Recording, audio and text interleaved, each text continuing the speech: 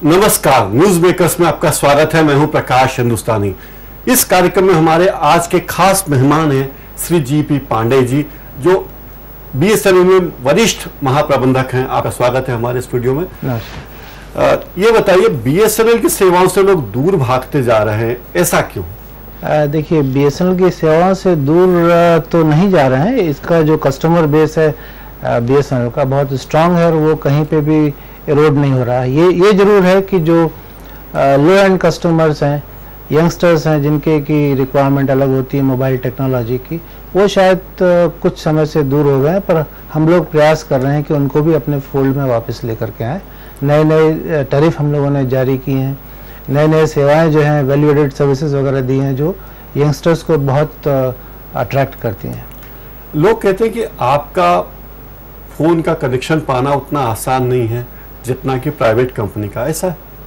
जी नहीं, बीएसएनएल के कनेक्शन पाना आजकल उतना ही आसान है जितना कि आप कुछ और सोच सकते हैं। बीएसएनएल या सरकारी टेलीफोन सेवा से लोगों को शिकायत आमतौर पर यह होती है कि जब उनके दफ्तरों में जाओ तो अच्छी सेवा नहीं मिलती। आप किसी भी चीज़ के बारे में इंक्वायरी करने जाइए, कोई ठीक से जवाब नहीं मिलेगा। आपको फ़ोन शिफ्ट करना है तो दिक्कत आएगी, ऐसा क्यों? मैं आपसे पूछना चाहूँगा कि आप पिछली बार बीएसएनएल के दफ्तर में कब गए थे? 2 महीने हो गए होंगे। मैं चाहूँगा कि आप अभी जाकर के देखिएगा, बहुत परिवर्तन है और पहले भी चेंजेस आए हैं, स्पेशली बीएसएनएल कॉर्पोरेट बनने के बाद, और अभी लोगों में जागरूकता बढ़ी है जैसे जैसे कंपटीशन आया है प्राइवेट ऑपरेटर से।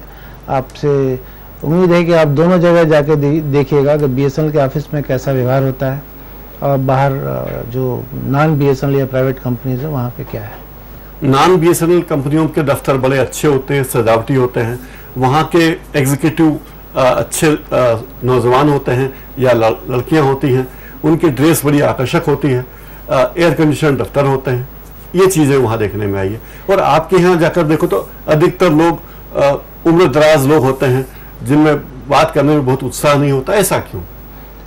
जैसे देखिए, जो आपने जो फैक्टर्स बताए हैं कि वहाँ पे ऑफिसेज अच्छे होते हैं और बाकी चीज़ें, तो मैं अपने कंपनी का बीएसएनएल के जो पॉजिटिव और स्ट्रांग पॉइंट्स हैं कि यहाँ पे आपके साथ किसी भी प्रकार की गड़बड़ी नहीं होगी, ये मैं दावे के साथ कहता हूँ। बिलों में कहीं त्रुटि होगी तो हो सकता है कि उसको हम दूर भी कर दें, पर ये बीएसएनएल जो है एक गवर्नमेंट ऑफ इंडिया की कंपनी है और इसमें लोगों का सहज ही विश्वास है कि ये कंपनी आपको पहली बात तो ये धोखाधड़ी कहीं पे भी नहीं होगी, हो सकता है बाहर भी नहीं होती, जिसके बारे में मुझे नहीं मालूम। धोखाधड़ी की बात आपने कही, तो क्या आपका आशय है कि जितने पैसे का बिल होगा, जितनी हम बात करेंगे उतने का ही बिल होगा, इससे ज्यादा का बिल होगा? जी, मतलब जितना आपने उपयोग किया है उतना ही आपको बिल देना है। लेकिन आपके जो प्लान्स हैं वो बहुत वैरायटी वाले नहीं है, ऐसा है क्या? नहीं, बहुत ज़्यादा वैरायटीज हैं बीएसएनएल में। एकमात्र कंपनी है बीएसएनएल जिसमें कि एक लैंडलाइन टेलीफोन से सैटेलाइट टेक्नोलॉजी तक की सारी टेक्नोलॉजीज हैं, और जो कि किसी और कंपनी के पास नहीं है भारत में। इसलिए जब कोई उपभोक्ता बीएसएनएल के पास आता है तो एक वो अच्छे, जो उसकी चॉइस है, जो उसकी रिक्वायरमेंट है, उसके हिसाब से वो टेक्नोलॉजी को ले सकता है। जैसे लैंडलाइन है तो लैंडलाइन ब्रॉडबैंड कनेक्शन ले सकता है, फाइबर टू द होम ले सकता है, वाईमैक्स पे जो है इंटरनेट ले सकता है, देन लीज लाइन है तो एमपीएलएस के थ्रू ले सकता है, और भी टेक्नोलॉजीज हैं, सैटेलाइट टेक्नोलॉजी है, तो नई नई टेक्नोलॉजीज हमारे पास हैं, वाइड वैरायटी है जिसमें से आप चूज कर सकते हैं। This is only with BSNL. Private ऑपरेटरों के साथ व्यवहार करने में एक अच्छी सुविधा ये है, जो हमारे इंदौर में लोगों को पसंद आती है, कि वो मोल भाव कर लेते हैं। अगर कोई सेवा हमें चाहिए, मान लीजिए कोई लीज लाइन चाहिए किसी को, और वो प्राइवेट ऑपरेटर के पास गया और उन्होंने एक्स रेट उसका बताया, तो उसमें मोल भाव कर लेते हैं। क्या बीएसएनएल में सब मोल भाव होता है? बीएसएनएल में स्टैंडर्ड रेट्स है, पर कॉर्पोरेट के रिक्वायरमेंट के हिसाब से उसको फाइन ट्यून आजकल हम लोग भी करते हैं, और जो उनको रीजनेबल रेट पे सर्विस देना चाहिए उस पर हम लोग भी देते हैं। अभी आपकी कौन कौन सी सेवाएं बहुत अच्छी हैं जो लोग पसंद कर रहे हैं? जो बीएसएनएल का ब्रॉडबैंड कनेक्शन है वो सबसे ज़्यादा पॉपुलर है, शायद उस क्वालिटी का ब्रॉडबैंड किसी और के पास नहीं है। इसके अलावा जो BSNL की मोबाइल सर्विसेज हैं, specially the post paid segment में, उसके प्लान्स बहुत अट्रैक्टिव हैं एंड पीपल जो एक बार BSNL का प्लान जिसने ले लिया है वो उसको छोड़ के नहीं जाता है। पोस्ट पेड सेगमेंट में ये है। प्रीपेड के सेगमेंट में हालांकि जो है बहुत ज़्यादा मोबिलिटी है बिटवीन ऑपरेटर्स। आपने कहा कि बहुत मोबिलिटी है, तो प्रीपेड में क्यों आप पीछे हो गए? नहीं, मैंने ये कहा कि बिटवीन ऑपरेटर्स बहुत ज़्यादा मोबिलिटी। आपकी सेवाओं के बारे में कौन कौन सी चीजें हैं जो आप बताना चाहेंगे हमारे दर्शकों को कि जो उसका लाभ ले सकते हैं? देखिए, पहले तो सेवा आप जानते हैं कि ब्रॉडबैंड कनेक्शन जो BSNL का है सबसे ज़्यादा पॉपुलर है, सबसे ज़्यादा सस्ता है पूरे विश्व में। दूसरा, पूरे विश्व में? जी। और दूसरा है कि हमारा जो एक fibre to the home service जो हम लॉन्च करने जा रहे हैं, बाकी शहरों में लॉन्च हो चुकी है, इंदौर में भी हम लॉन्च करने का प्रयास कर रहे हैं। उसमें आप 100 Mbps तक का इंटरनेट स्पीड डाउनलोड कर सकते हैं, ले सकते हैं, और उसके साथ उसी में आप वीडियो, फैक्स और जो भी आप सोच सकते हैं दुनिया में उसके एप्लीकेशन वो उसमें होंगे।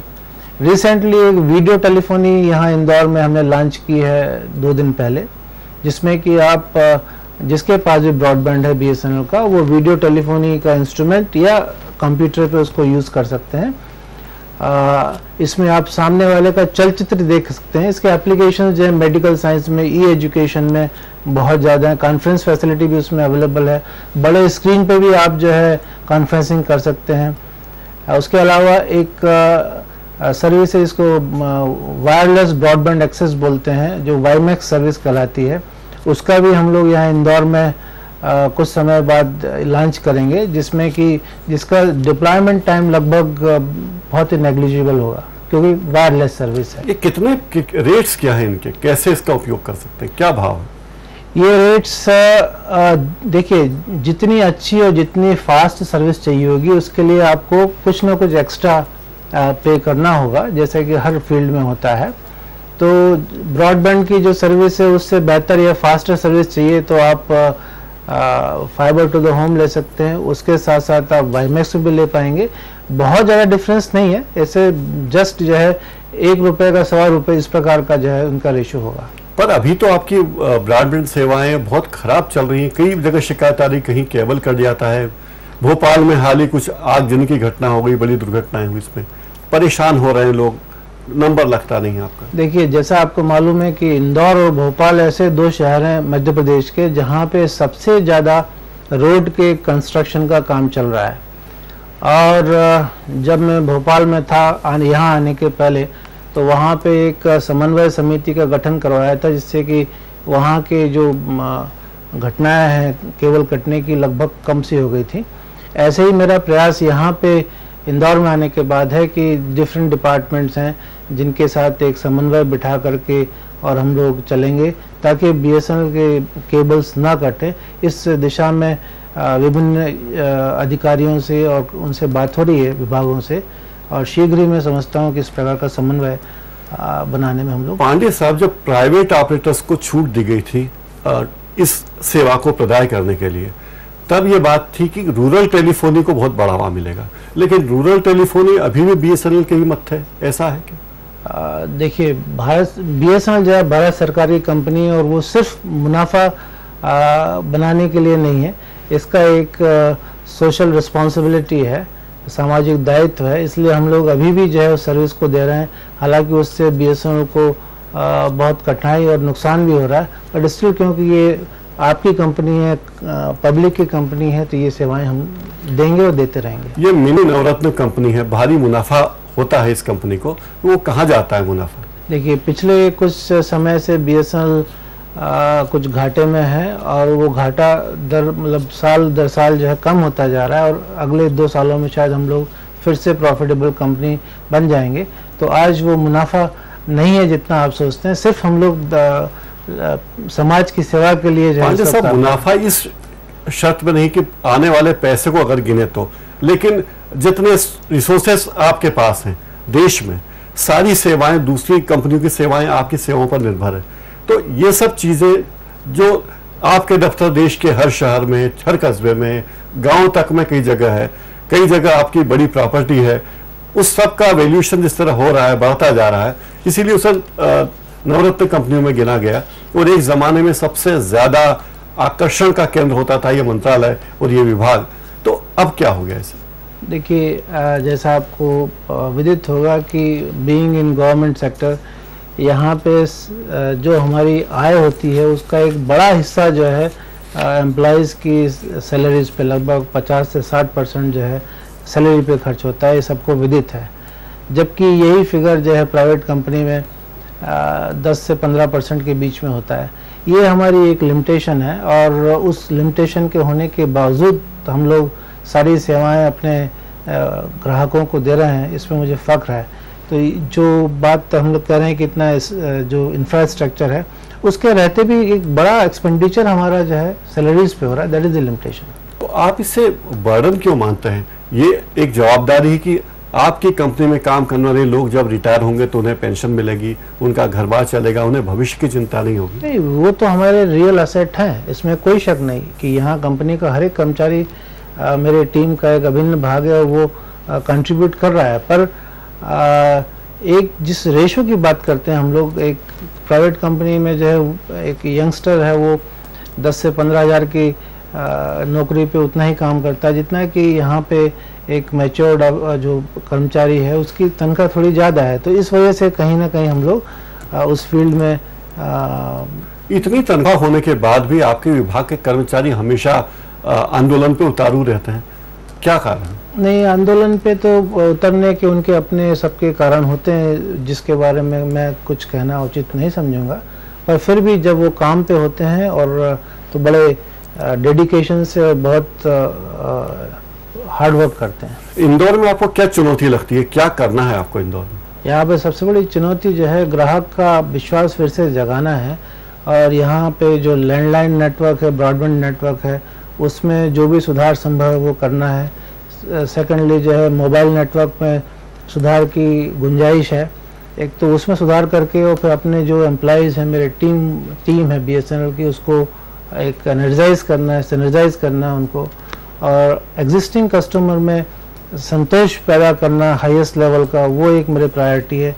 और कैसे जो उपभोक्ता BSNL के नहीं हैं उनको BSNL के फोल्ड में लाने के लिए जो प्रयास करना है वो मैं करूँगा। अभी आपके बाद चर्चाओं में रहा है कि आपने जो सेवाएं शुरू की है उसमें और इजाफा आप करने जा रहे हैं, तो कैसे करेंगे इसी रिसोर्सेस में?